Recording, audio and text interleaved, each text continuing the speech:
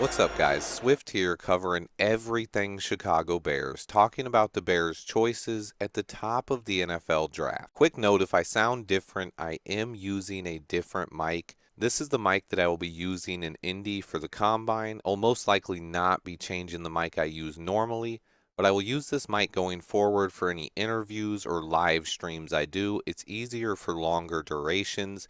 Anyway, let me know how it sounds, and let's get right into today's video. A lot of talk this offseason has been focused on Jalen Carter and Will Anderson, the top two defensive prospects in this year's draft class.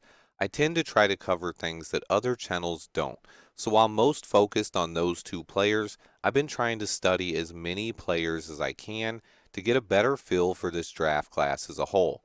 I have some more position ranking videos coming out this week, and then we'll be dropping more scouting reports after the NFL Combine finishes up a week from today. However, I have been working on my first big scouting reports. I dropped a Tyree Wilson one last week, but have decided I want to include more all 22 film footage in the rest of my scouting reports. I've been watching lots of tape on draft prospects, but am now trying to focus more on specific players and building my scouting reports. There's been a lot of talk that there are two generational prospects on defense this season, and for the most part I have agreed with that, but in watching a lot of tape in this past week, things could be changing. First, in doing this, I spent some time comparing Tyree Wilson and Will Anderson, and while I do have Anderson rated higher, the gap is much closer than I initially expected. Meanwhile, the more tape I watch on Jalen Carter, the more he stands out and impresses me. He's an athletic monster and a pure wrecking ball with elite physical traits. He stands out as the elite defensive prospect in this draft class to me so far. Most people say Carter and Anderson or Carter or Anderson, etc. To me, at least at this stage of the evaluation process, still have more tape to watch, and I get to see both guys in person later this week. But if you asked me right now how I feel about that topic, it's Jalen Carter head and shoulders above the other prospects right now. I think Matt Eberflus and Ryan Poles are going to fall in love with what they see from Jalen Carter.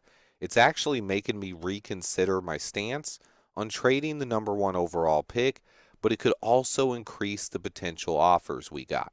A lot of analysts will tell you the Bears have to pretend they like Bryce Young to get the most capital in the trade. That's not true in my opinion. You don't have to pretend to like Bryce Young.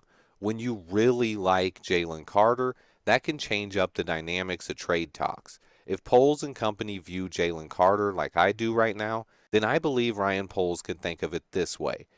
He could prefer a move to number 2 with the Houston Texans. That way he could still land Jalen Carter.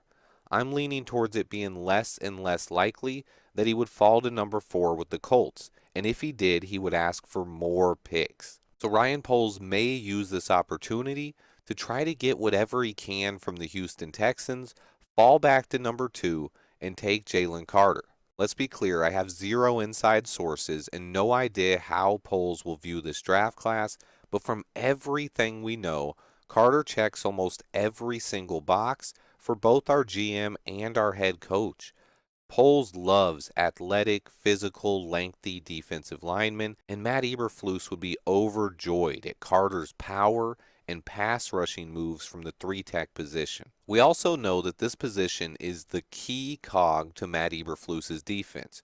Jalen Carter could theoretically play anywhere on this defensive line, but he's a perfect fit right in the middle of Eberflus's defensive line at 3-tech. I believe there's definitely a chance that Jalen Carter could be just too good to pass up. The more tape of his I watch, the more I'm continually blown away by Jalen Carter's talent. If there is a generational prospect in this draft class, it's Jalen Carter, period, in my opinion. Too many people focus on his last 2 games in college football playoffs without taking into account that he was coming back from an injury. His 2021 tape is amazing. He was on a defensive line that featured 3 first-round picks. Quay Walker for the Packers, Tavon Walker to the Jags, and Devontae Wyatt to the Eagles. The thing is, Jalen Carter was better than all 3 of them last year. And this year he faced constant double teams and even triple teams and still showed an impressive array of pass rushing moves and counters. He's a ferocious defensive lineman with the capability to be a centerpiece of an NFL defense. My dream scenario has always been to trade back and get as many picks as possible. I've stated before I would actually be upset if we stayed at number one and made a pick. I think I'm changing my mind on that a little bit. While a trade down is still what I want the most, I would not be upset if we ended up taking Jalen Carter at number 2 of the NFL draft, or even if we stayed and took him at number 1.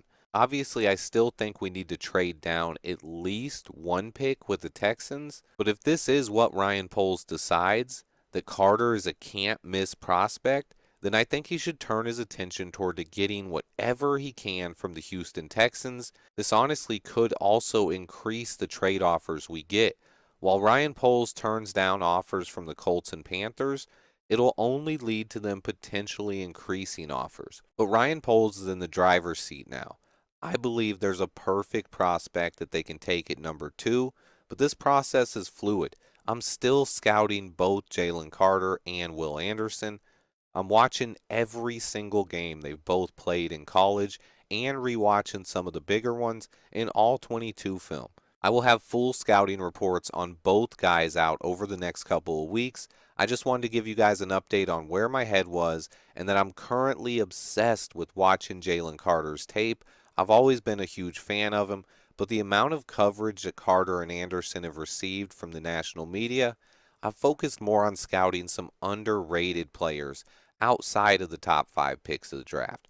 That being said, with the combine starting tomorrow, I've been digging into a lot more tape on both Carter and Anderson, and at this point, Jalen Carter stands out to me.